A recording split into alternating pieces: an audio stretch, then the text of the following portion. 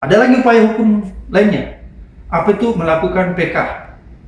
Oh, kan udah selesai bang. Udah ingat Sebenarnya sih dimungkinkan, walaupun tidak dilarang ya, dimungkinkan mengajukan PK PK lagi kalau dia menemukan novum, bukti baru. Oh. Pertanyaannya, Mas Henry, ketemu nggak bukti baru? Jadi gini aja lah, kalau buat para pendukung Jessica ya bang ya, bantulah itu Pak Oto untuk menemukan novum, Ya. bukti baru ya. Ya. Nah, itu kalau mau ada PK lagi maksud saya. Jadi jangan rame di media sosial aja, Iya, tapi jangan bantu di. Karena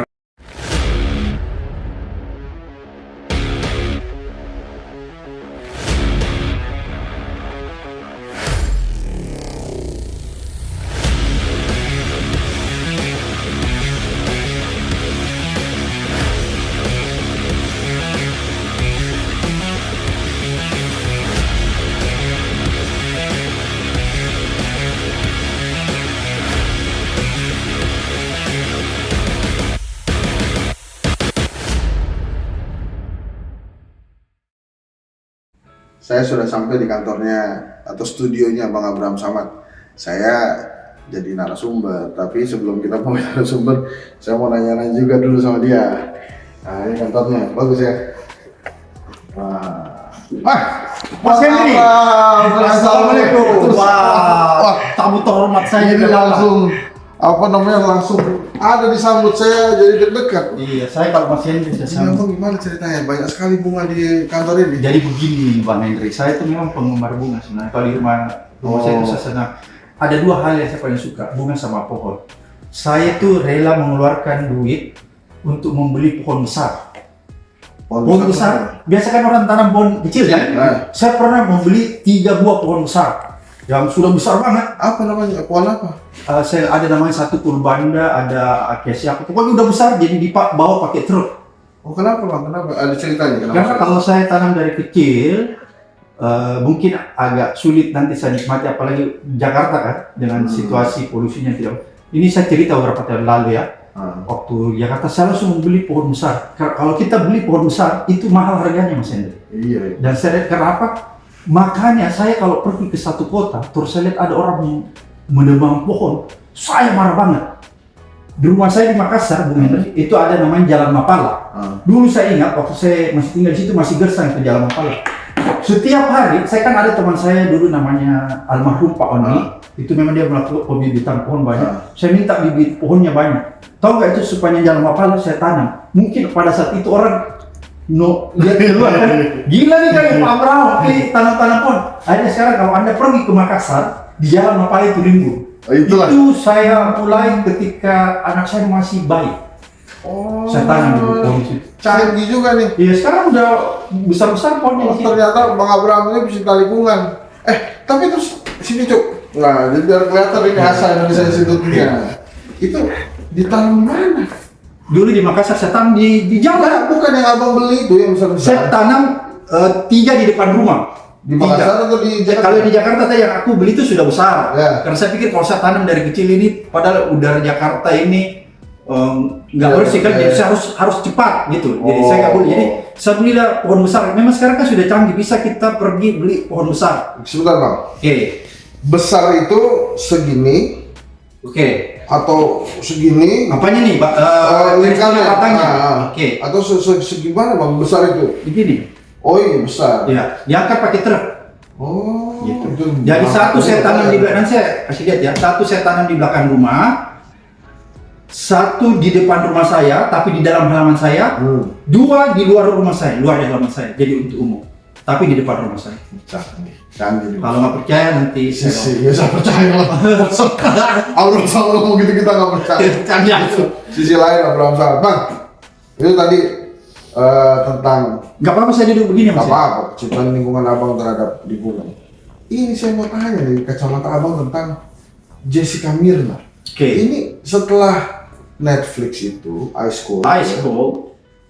Kemudian Kayak ada tsunami. Iya, itu muncul lagi dan yang paling aneh menurut saya ini sebagai orang komunikasi. Iya. Opininya berubah. Dulu netizen Tidak menyudutkan Jessica. Sekarang seperti membela Jessica, bahkan tidak sedikit netizen yang minta untuk kalau bisa ada persidangan ulang. Itu permohonan netizen itu kira-kira mungkin nggak terjadi kan? Kalau kata berbagai pengacara top itu nggak mungkin. Satu-satunya adalah mesti mengaku bersalah dan meminta gerasi.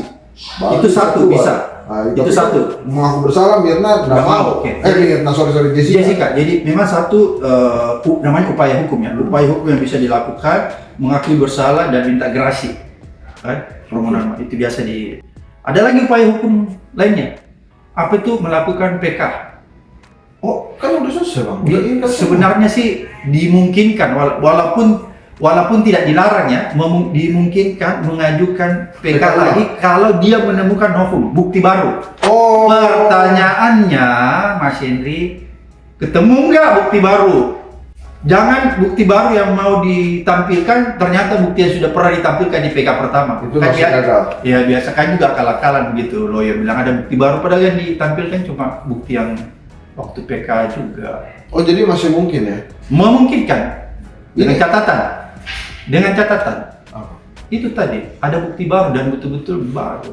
Bukan bukti baru yang dia pernah Baru bisa PK ulang. PK ulang. Tapi memang apakah gara-gara Netflix ini mengelola pesannya lebih enak ditonton daripada persidangan aslinya, atau memang baru dibukakan mata para publik ini terhadap kasus Jessica Mirna karena terlihat sekali itu shifting opininya gitu, termasuk beberapa misalnya Jessica itu yang saya dengar ya dari narasumber film itu, Jessica itu kurang memahami bahasa Indonesia secara seutuhnya misalnya. Terus kemudian ada beberapa yang memang dia tidak ada CCTV yang langsung membuktikan bahwa dia menuangkan gitu, walaupun di acaranya Bang Karni kan ayahnya Mirna itu ada, tapi kita kurang jelas juga itu maksudnya apa gitu, apakah itu meletakkan atau apa gitu. Terus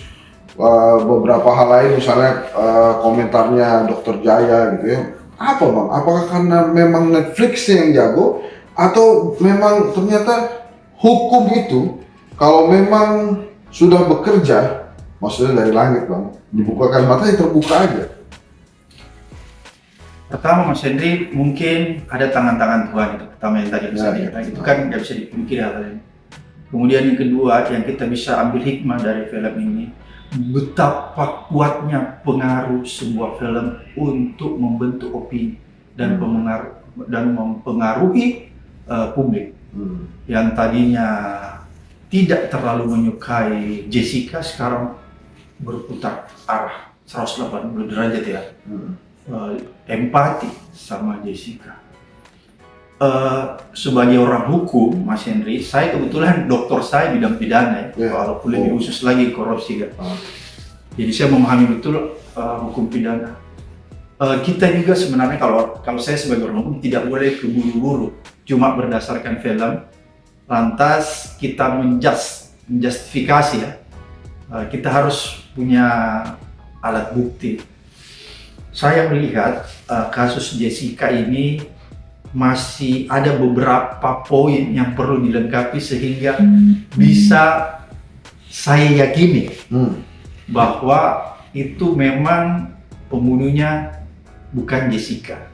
Jadi ibaratnya kalau ada bukti, saya masih lihat belum terlalu sempurna, tinggal disempurnakan oleh lawyernya. Apakah lawyernya mampu menyempurnakan bukti itu agar supaya bukti itu bisa meyakinkan majelis hakim bahwa Mirna memang tidak bersalah. Jessica, karena kan begini, hakim itu memang ada asas dalam hukum bahwa salah satu unsur dalam putusan pengadilan itu adalah keyakinan hakim. Jadi hakim diberi otoritas, ya. Kalau dia yakin, ya sudah. Jadi ada satu asas hukumnya, keyakinan hakim. Kalau abang melihat makanya hakim ketika dia yakin, walaupun kasus itu jadi perdebatan pro kontra, tapi kalau dia sudah yakin, maka dalam hukum pidana dia harus melakukan yang namanya res findi, penemuan hukum. Agar dalam penemuan hukum itu dia uraikan apa sebabnya dia yakin. gitu tuh teman-teman. Right spending ya. Jadi dia nggak boleh sekedar bilang yakin, tapi dia harus melakukan namanya penemuan hukum dan dia uraikan di dalam dalil itu. Jadi gini aja lah, kalau buat para pendukung Jessica ya Bang ya, bantulah itu Pak Oto untuk menemukan novum, Ya. bukti baru ya. Ya. Nah, itu kalau mau ada PK lagi maksud saya. Jadi jangan rame di media sosial aja, Iya, tapi jangan bantu di. Karena kan begini, suara publik mayoritas di zaman media sosial ini itu tidak bisa juga langsung dikategorikan Mas Henry bahwa itu adalah suara kebenaran. Iya. Itu kuncinya. Di era media sosial, beda dulu. Ketika belum marak media sosial, maka ketika suara publik itu paling besar, maka itu bisa diidentifikasi sebagai sebuah kebenaran. Ketika media sosial belum ada. Tapi ketika media sosial sudah ramai, ini Mas Hendy pasti lebih tahu lah teorinya. Maka suara publik yang besar di media sosial tidak bisa diidentifikasi sebagai sebuah kebenaran. Nah, Kira-kira begitu Mas Hendy. benar itu. Sama itu di politik juga begitu. Aktivitas Ya. media sosial tidak signifikan terhadap keterpilihan para politisi di jabatan-jabatan tertentu. Ini Bang Abraham punya juga nih teorinya. Jadi menarik juga.